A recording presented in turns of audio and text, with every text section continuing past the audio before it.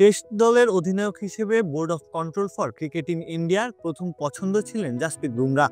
তবে সে প্রস্তাব ফিরিয়ে দেন ভারতের এই তারকা পেসার। মূলত চোটের কারণেই এমন সিদ্ধান্ত নিয়েছিলেন তিনি। স্কাই স্পোর্টসে দীনেশ কার্তিককে দেওয়া সাক্ষাৎকারে বুমরাহ নিজেই জানিয়েছেন এই কথা।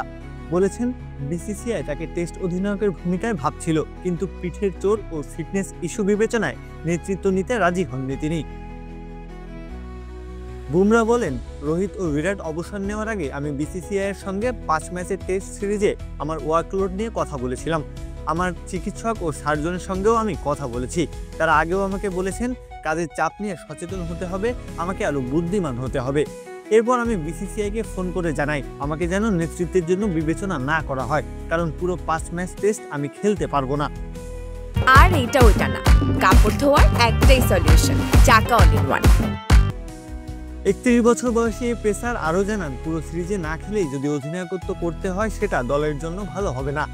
সিরিজের মাঝে নেতৃত্ব পরিবর্তনের মতো পরিস্থিতি ঠেকাতেই এমন সিদ্ধান্ত তার। এ বিষয়ে বুমরাহ আরও বলেন, আমি মনে করি না এটা দলের জন্য ন্যায্য হবে।